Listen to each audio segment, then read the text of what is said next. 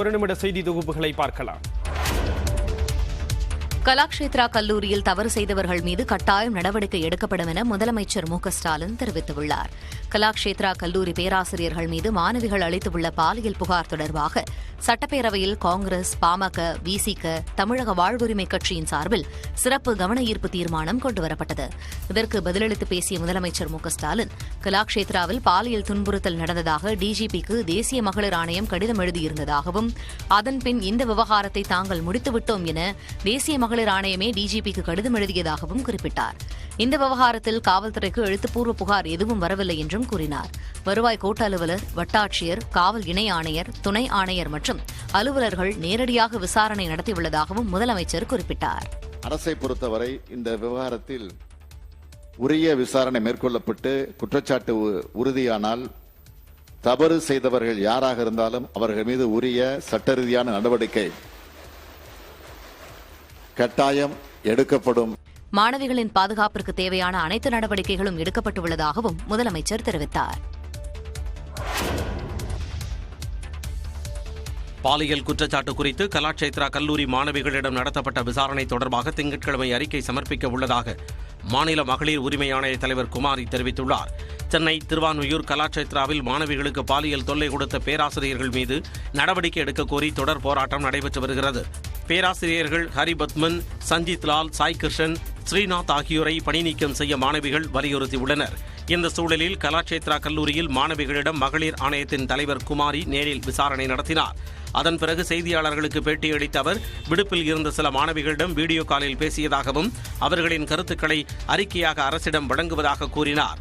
4 பேர் மேல சொல்லியிருக்காங்க. அது நம்ம எல்லாத்தையும் அறிக்கையில் தான் எழுத முடியும். நம்ம எல்லாம் ஸ்டூடெண்ட்ஸ், ரொம்ப சென்சிட்டிவான விஷயம் அது. அதனால நான் அறிக்கை கொடுத்த அப்புறம் நாங்கள் ப்ரெஸ் மீட் வைங்க, அப்போ நான் என்னென்ன கொடுத்துருக்கேன்னு உங்களுக்கு சொல்லுவேன். நாங்கள் எனக்கு பஞ்சா கொடுத்துருக்காங்க, நான் இன்னும் என்னல. மாணவிகள் போராட்டத்தை கைவிட ஒப்புக்கொண்டதாகவும் மகளிர் உரிமை ஆணைய தலைவர் குமாரி தெரிவித்தார். இப்ப போராட்டத்தை நான் கைவிட சொல்லியிருக்கேன். ஒத்துக்கிட்டாங்க. நான் சொன்னேன் எல்லாரும் ஹாஸ்டல் போய், ஏன்னா இங்க 90% ஹாஸ்டல் இருக்காங்க. ஸோ ஹாஸ்டலுக்கு போக சொல்லியிருக்கேன். எக்ஸாம்லாம் நீங்க படிங்கன்னு சொல்லிட்டு நாளைக்கு உறுதியாக நிர்வாகத்திடம் நான் பேசுவேன். இது தொடர்பாக விரைவில் அறிக்கை சமர்ப்பிக்கப்படும் என்று எதிர்பார்க்கப்படுகிறது.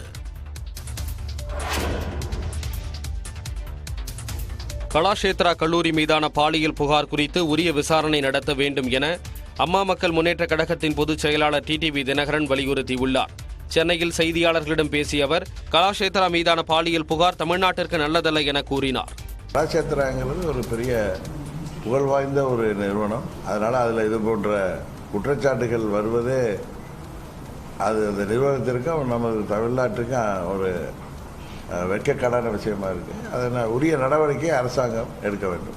முன்னதாக கலாக்ஷேத்ரா கல்லூரி மாணவிகள் பாலியல் வன்கொடுமைக்கு உள்ளாக்கப்பட்ட குற்றச்சாட்டு தொடர்பாக சட்டப்பேரவையில் காங்கிரஸ், விசிக, பாமக, தமிழக வாழ்வுரிமை கட்சி உறுப்பினர்கள் சிறப்பு கவன ஈர்ப்பு தீர்மானம் கொண்டு வந்து பேசினர். அப்போது இந்த சம்பவத்தில் தொடர்புடையவர்கள் மீது உரிய நடவடிக்கை எடுக்க வலியுறுத்தினர். இதற்காக நியமிக்கப்பட்ட கல்லூரி குழுவினுடைய விசாரணை குழுவையும் தற்போது அவர்கள் நிறுத்திக் கொண்டார்கள். காவல் நிலையத்தில் கொடுத்த புகாரையும் அந்த நிறுவனம் திரும்ப பெற்றுக் கொண்டது. அதனால் மாண்புமிகு முதலமைச்சர் அவர்களும் காவல்துறையும் இதில் விசாரித்து பாலியல் ரீதியாக துன்புறுத்தப்பட்ட அந்த மாணவ செல்வங்களுக்கு நீதி கிடைக்க வழிவகை காண வேண்டும் என்று பேரவைத் தலைவரின் வாயிலாக கவனத்தை ஈர்த்து அமர்கிறேன். பாலியல் புகார்கள் தொடர்பாக கலாக்ஷேத்ரா அறக்கட்டளைக்கு உட்பட்ட கல்லூரி மாணவிகளிடம் விசாரணை நடைபெற்று வரும் நிலையில் காவல்துறையினர் தங்களை அனுமதிக்க மறுப்பதாக இந்திய மாணவர் சங்கத்தினர் குற்றம் சாட்டியுள்ளனர். கலாக்ஷேத்ரா பாலியல் குற்றச்சாட்டு விவகாரத்தில் அரசியலுக்கு அப்பாற்பட்டு விசாரணை நடத்தி நடவடிக்கை எடுக்க வேண்டும் என கர்நாடக இசைக்கலைஞர் TM கிருஷ்ணா தெரிவித்துள்ளார். நியூஸ் 18 தமிழ்நாடு தொலைக்காட்சிக்கு பிரத்யேகமாக பேட்டியளித்த அவர், புகழ்பெற்ற கல்லூரியில் இதுபோன்ற நிகழ்வுகள் நடப்பது வருத்தமளிப்பதாக கூறினார். இது ரொம்ப பர்சனல் விஷயம். இத்தனை பெண்கள் பர்சனல் இந்த மாதிரி எங்களுக்கு ஆயிருக்குன்னு சொல்றது சும்மா இதை பொய்யாவோ, இது ஒரு அரசியல் ரீதியா திருப்புறதோ ரொம்ப தவறான விஷயம். ஸோ இண்டிபெண்டன்ஸ்னா ஃபர்ஸ்ட் அங்கே சேஃப்டி இருக்கணும், தைரியம் இருக்கணும், பயம் இருக்கக்கூடாது, ரைட்ஸ் இருக்கணும். இது ஒரு நம்ம ஜனநாயகத்தில் இருக்கணும். இது எல்லா இடத்துலையும் இருக்கணும். முன்னதாக பாலியல் தொல்லை கொடுத்த பேராசிரியர்கள் 4 பேர் மீது நடவடிக்கை எடுக்க கோரி மத்திய அரசு மற்றும் முதலமைச்சர் மு.க.ஸ்டாலினுக்கு திருவான்மியூர் கலாக்ஷேத்ரா மாணவிகள் கடிதம் எழுதியுள்ளனர். அந்த கடிதத்தில் கல்லூரியில் பயிலும் மாணவிகளுக்கு 4 பேராசிரியர்கள் பாலியல் தொல்லை அளித்து வருவதாக குறிப்பிட்டுள்ளனர். அவர்களை கல்லூரி இயக்குநர்கள் மற்றும் நடனத்துறை தலைவர் காப்பாற்றி வருவதாகவும் அவர்கள் மீது உடனடியாக நடவடிக்கை எடுத்து கைது செய்ய வேண்டும் எனவும் மாணவிகள் குறிப்பிட்டுள்ளனர். கலாஷேத்ரா கல்லூரியில் பாலியல் புகாருக்கு ஆளானவர்களின் நடன நிகழ்ச்சி ரத்து செய்யப்பட்டுள்ளதாக அறிவிக்கப்பட்டுள்ளது. ஹைதராபாத்தில் மார்ச் 31 முதல் ஏப்ரல் 2 வரை 3 நாட்களுக்கு நடன நிகழ்ச்சி நடைபெறுகிறது. இதில் சூடாமணி பிரதானம் என்ற தலைப்பில் கலாஷேத்ரா கல்லூரி சார்பில் நடன நிகழ்ச்சி நடைபெறுவதாக அறிவிக்கப்பட்டது. ஆனால் தற்போது கலாஷேத்ரா கல்லூரி மாணவிகள் பாலியல் புகார் சர்ச்சையை எழுப்பியுள்ளதால் நிகழ்ச்சியை ரத்து செய்ய வேண்டும் என மாணவிகள் வலியுறுத்தி வந்தனர். மேலும் மாணவிகளுடன் நிகழ்ச்சிக்கு சென்றுள்ள பேராசிரியர் உள்ளிட்ட 4 பேரையும் திரும்ப அழைக்க வேண்டும் எனவும் கோரிக்கை விடுத்தனர். இந்நிலையில் புகாருக்கு ஆளானவர்கள் நிகழ்ச்சியில் பங்கேற்காமல் திரும்ப அழைப்பது குறித்து கல்லூரி நிர்வாகம் ஆலோசனை நடத்தியதைத் தொடர்ந்து அந்நிகழ்ச்சியானது ரத்து செய்யப்படுவதாக அறிவிக்கப்பட்டுள்ளது. இதனால் ஹைதராபாத் நடன நிகழ்ச்சிக்காக சென்றவர்கள் சென்னை திரும்புகின்றனர். நரிக்குறவ சமூகத்தினருக்கு அனுமதி மறுத்த விவகாரத்தில் காவல்துறை மற்றும் மனித உரிமைகள் ஆணையம் தரப்பில் திரையரங்க நிர்வாகிகளுக்கு நோட்டீஸ் அனுப்பப்பட்டுள்ளது. சென்னை கோயம்பேட்டில் உள்ள ரோஹிணி திரையரங்கில் 10 தல திரைப்படம் பார்ப்பதற்காக சென்ற நரிக்குறவர்கள் 10 பேர் தடுத்து நிறுத்தப்பட்டதாக விழுந்த குற்றச்சாட்டு சர்ச்சையை ஏற்படுத்தியுள்ளது. இது தொடர்பாக கோயம்பேடு காவல் நிலையத்தில் அளிக்கப்பட்ட புகாரின் பேரில் ரோஹிணி திரையரங்க ஊழியர் மீது SC/ST வன்கொடுமை தடுப்பு சட்டத்தின் கீழ் வழக்கு பதிவு செய்யப்பட்டது. மேலும் ரோஹிணி திரையரங்கிற்கு வட்டாட்சியர் நேரில் சென்று விசாரணை மேற்கொண்டார். இந்நிலையில் இந்த விவகாரம் குறித்து உரிய விளக்கம் அளிக்குமாறு ரோஹிணி திரையரங்க நிர்வாகிகளுக்கு காவல்துறையினர் நோட்டீஸ் அனுப்பியுள்ளனர். அதில் மதுரவாயல் காவல் உதவி ஆணையர் ரமேஷ் பாபு முன்பு நேரில் ஆஜராக வேண்டும் என திரையரங்க நிர்வாகிகளுக்கு உத்தரவிடப்பட்டுள்ளது. இந்நிலையில் நரிக்குறவர் மக்கள் திரையரங்கிற்குள் அனுமதிக்கப்படாத விவகாரத்தை மாநில மனித உரிமை ஆணையம் தாமாக முன்வந்து விசாரணைக்கு எடுத்துள்ளது. ரோஹிணி திரையரங்க ஊழியர்கள் மீது வழக்கு பதிவு செய்துள்ள மனித உரிமை ஆணையம் இது தொடர்பாக விளக்கம் கேட்டு திரையரங்க உரிமையாளர்களுக்கு நோட்டீஸ் அனுப்பியுள்ளது. சென்னை ரோஹிணி திரையரங்கில் நரிக்குறவர் இனத்தைச் சேர்ந்தவர்களை அனுமதிக்காததற்கு கமல்ஹாசன், வெற்றிமாறன் உள்ளிட்டோர் கண்டனம் தெரிவித்துள்ளனர். டிக்கெட் இருந்தபோதும் நாடோடி பழங்குடி மக்கள் திரையரங்கிற்குள் செல்ல அனுமதி மறுக்கப்பட்டது கண்டிக்கத்தக்கது என்று மக்கள் நீதி மய்யம் தலைவரும் நடிகருமான கமல்ஹாசன் தெரிவித்துள்ளார். மதுரையில் செய்தியாளர்களிடம் பேசிய நடிகர் சூரி, ரோஹிணி திரையரங்கில் நரிக்குறவ சமூக மக்களுக்கு அனுமதி மறுக்கப்பட்ட சம்பவம் வருத்தமளிப்பதாகவும் திரையரங்கில் அனைவருக்கும் சம உரிமை உள்ளது எனவும் கூறினார். திரையரங்கம் வந்தது எல்லாரும் ஒன்று சமம் அப்படின்றது திரையரங்கம் வந்தது. அது எல்லாத்துக்கும் உண்மையான தேட்டருக்கு நீ தான் கிடையவே கிடையாது. அப்படி சொல்லியிருக்க கூடாது யாரும் எந்த நான் வருத்தப்படுறேன். எல்லாத்துக்கும் ஒண்ணுங்க கண்டிப்பாக. அது எந்த சூழல் இருந்தாலும் சொன்னாங்க தெரியல. தேட்டருக்கு எல்லாத்துக்கும் சம உரிமை இருக்கு. இதனிடையே திரையரங்கில் தீண்டாமையை கடைபிடிப்பது ஆபத்தானது என இயக்குநர் வெற்றிமாறன் தெரிவித்துள்ளார். இது தொடர்பாக தனது முகநூல் பக்கத்தில் பதிவிட்டுள்ள அவர் 100 ஆண்டுகளுக்கு முன்பு திரையரங்கம் தீண்டாமையை உடைத்தெறிந்ததாக குறிப்பிட்டுள்ளார். ஆனால் இன்று உழைக்கும் எளிய மக்களை திரையரங்கிற்குள் அனுமதிக்காமல் தீண்டாமையை கடைபிடித்தது ஆபத்தான போக்கு என வேதனை தெரிவித்துள்ளார்.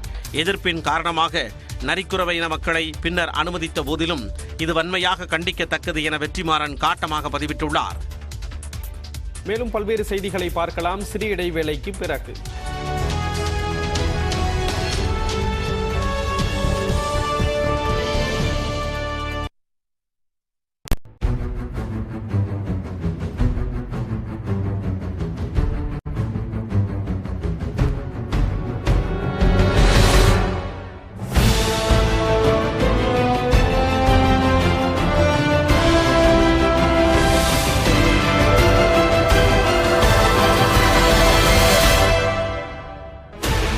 $16 channels, 15 languages, 26 states, 1,200 plus reporters, 67 plus crore viewers. India's largest news network, News 18 Network. Udhagai அருகே குடிநீரில் மனித கழிவு கலக்கப்பட்ட சம்பவம் அதிர்ச்சியை ஏற்படுத்தியுள்ள நிலையில் இது தொடர்பாக 2 பேர் கைது செய்யப்பட்டுள்ளனர். புதுக்கோட்டை வேங்கை வயலில் குடிநீர் மேல்நிலை நீர்த்தேக்க தொட்டியில் மலம் கலந்திருந்தது தொடர்பான சம்பவம் தமிழகம் முழுவதும் அதிர்வலைகளை ஏற்படுத்தியது. இது தொடர்பான விசாரணை நடைபெற்று வரும் சூழலில் உதகையில் குடிநீரில் மனித கழிவு கலக்கப்பட்ட சம்பவம் அரங்கேறியுள்ளது. நஞ்சநாடு ஊராட்சிக்கு உட்பட்ட நரிக்குடியாடா கிராமத்தில் 50க்கும் மேற்பட்ட குடும்பங்கள் உள்ளன. இக்கிராம மக்களுக்கு தேவையான குடிநீர் அருகே உள்ள சோலைக்காட்டில் கட்டப்பட்டுள்ள தடுப்பணையில் இருந்து விநியோகிக்கப்பட்டு வருகிறது. இந்நிலையில் வாகனம் மூலம் மனித கழிவு அகற்றும் தனியார் நிறுவனத்தினர் அக்கழிவுகளை இத்தடுப்பணைக்கு அருகே கொட்டிச் சென்றதாக கூறப்படுகிறது. கொட்டப்பட்ட அக்கழிவுகள் தடுப்பணை குடிநீரில் கலந்ததைக் கண்டு கிராம மக்கள் அதிர்ச்சி அடைந்தனர். பின்னர் தகவல் அறிந்து விசாரணை மேற்கொண்ட போலீசார் சம்பந்தப்பட்ட வாகனத்தை பறிமுதல் செய்து 2 பேரை கைது செய்தனர். இப்போ அந்த ஊர் மக்களுக்கு நாங்கள் வெளியெடுத்து குடி தண்ணி கொடுத்துட்ருக்குறோம். 3 நாளாக குடி தண்ணி கொடுத்துட்ருக்குறோம். இனி இப்போ அவங்களுக்கு house connection JJM house connection start பண்ணிட்டோம். இன்னும் 2-3 நாளில் நிரந்தரமான நல்ல தண்ணியாக அவங்களுக்கு வந்துடும். கடந்த சில மாதங்களாகவே இதுபோன்ற சம்பவங்கள் நடப்பது மக்கள் மத்தியில் அதிருப்தியை ஏற்படுத்தியுள்ளது. தூத்துக்குடி மாவட்டம் கோவில்பட்டி அருகே சூறைக்காற்றுடன் பெய்த மழையால் பல லட்சம் ரூபாய் மதிப்பிலான வாழை மற்றும் பப்பாளி மரங்கள் சேதமடைந்தன. செட்டிக்குறிச்சி சுற்றுவட்டார பகுதிகளான வடக்கு கோனார்கோட்டை, தெற்கு கோனார்கோட்டை, புதூர், மஞ்சநம்பி கிணறு, திருமங்கலக்குறிச்சி உள்ளிட்ட கிராமங்களில் மழையின் போது பலத்த காற்று வீசியது. இதனால் இந்த கிராமங்களில் பயிரிடப்பட்டிருந்த வாழை மற்றும் பப்பாளி மரங்கள் முறிந்து விழுந்தன. பப்பாளி மரங்களில் நல்ல விளைச்சலுடன் காய்கள் காய்த்து அறுவடை காலத்தை நெருங்கி இருந்தன. இந்நிலையில் ஆயிரக்கணக்கான பப்பாளி மரங்கள் முறிந்து விழுந்தன. இதேபோன்று ஏராளமான வாழை மரங்களும் பலத்த காற்றில் சிக்கி சாய்ந்தன. இதனால் செட்டிக்குறிச்சி சுற்றுவட்டார கிராமங்களில் மட்டும் 65 லட்சம் ரூபாய் வரை இழப்பு ஏற்பட்டுள்ளதாக விவசாயிகள் தெரிவித்தனர். இப்போ எனக்கு 1300 வாழை சேதமாயிருக்கு. ஒரு தார் 300 to 400. இன்னும் ஒரு வாரம் சொன்னால் அறுவடைக்கு தயாராக இருந்தது. 300-400 விலை பெறும். மொத்த சேதமாயிருக்கு. சேதங்களை கணக்கீடு செய்து அரசு உரிய இழப்பீடு வழங்க வேண்டும் என்றும் விவசாயிகள் கோரிக்கை விடுத்துள்ளனர். ஈரோடு அருகே காணாமல் போனதாக தேடப்பட்ட மாணவியின் உடல் கிணற்றில் இருந்து சடலமாக மீட்கப்பட்டுள்ளது. ஈரோடு மாவட்டம் கோபிச்செட்டிப்பாளையத்தை அடுத்த கொங்கர்பாளையம் கிராமத்தில் உள்ள தனியார் தோட்டத்தின் கிணற்றில் சாக்கு மூட்டையில் கட்டப்பட்ட நிலையில் உடல் ஒன்று கிடப்பதாக காவல்துறையினருக்கு தகவல் அளிக்கப்பட்டது. இதையடுத்து சம்பவ இடத்திற்கு சென்ற காவலர்கள் இளம்பெண் ஒருவரின் உடலை மீட்டு மருத்துவமனைக்கு அனுப்பி வைத்தனர். காவல்துறையினர் நடத்திய முதற்கட்ட விசாரணையில் சடலமாக மீட்கப்பட்ட பெண் கோபிச்செட்டிப்பாளையத்தில் உள்ள நாய்க்கன்காடு பகுதியைச் சேர்ந்த குமார் மஞ்சுளாதேவி தம்பதியின் மகள் ஸ்வேதா என்பது தெரியவந்தது. உயிரிழந்த ஸ்வேதா கலை அறிவியல் கல்லூரியில் 3ஆம் ஆண்டு படித்து வந்தார். கடந்த செவ்வாய்க்கிழமை கல்லூரிக்கு சென்ற ஸ்வேதா வீடு திரும்பாத நிலையில் பெற்றோரும் காவல்துறையினரும் தேடி வந்தனர். இந்நிலையில் இளம்பெண் ஒருவர் கொலை செய்யப்பட்டு சாக்குப்பையில் மூட்டையாக கட்டி கிணற்றில் வீசப்பட்ட சம்பவம் கொங்கர்பாளையம் பகுதியில் அதிர்ச்சியை ஏற்படுத்தியுள்ளது. கிடுகிடுவென உயர்ந்து வரும் தங்கத்தின் விலை மீண்டும் புதிய உச்சத்தை எட்டியுள்ளது.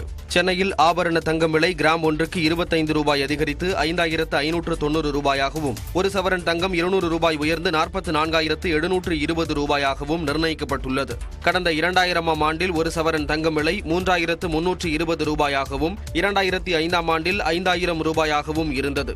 2009ஆம் ஆண்டு 10,000 ரூபாயை கடந்த ஒரு சவரன் தங்கம் விலை 2010இல் 15,000 ரூபாயையும், 2015இல் 20,000 ரூபாயையும் கடந்தது. 2020ஆம் ஆண்டு 39,000 நெருங்கிய ஒரு சவரன் தங்கம் விலை அடுத்த 3 ஆண்டுகளில் சவரனுக்கு 5,000 ரூபாய்க்கு மேல் அதிகரித்து தற்போது 45,000 நெருங்கியுள்ளது. ஒவ்வொரு வாரமும் புதிய உச்சத்தை எட்டும் தங்கம் விலை விரைவில் 50,000 ரூபாயை நெருங்கும் என கூறப்படுகிறது. இதேபோல வேகமாக உயர்ந்து வரும் வெள்ளி விலை கிராம் ஒன்றுக்கு 1 ரூபாய் 30 காசுகள் உயர்ந்து 77 ரூபாய் 50 காசுகளாகவும், 1 கிலோ கட்டி வெள்ளி 1,300 ரூபாய் உயர்ந்து 77,500 ரூபாய்க்கும் விற்பனை செய்யப்படுகிறது. தர்மபுரியில் தாயை பிரிந்து கிணற்றில் தவறி விழுந்து காயமடைந்த நிலையில் பொம்மன்பள்ளி தம்பதியால் பராமரிக்கப்பட்டு வந்த யானைக்குட்டி உயிரிழந்தது. தர்மபுரி அருகே தாயை பிரிந்து கிணற்றில் தவறி விழுந்த யானைக்குட்டி கடந்த 16ஆம் தேதி மீட்கப்பட்டது. அங்கிருந்து தெப்பக்காடு யானைகள் முகாமிற்கு கொண்டு செல்லப்பட்ட அந்த யானைக்குட்டியை பொம்மன்பள்ளி தம்பதி பராமரித்து வந்தனர்.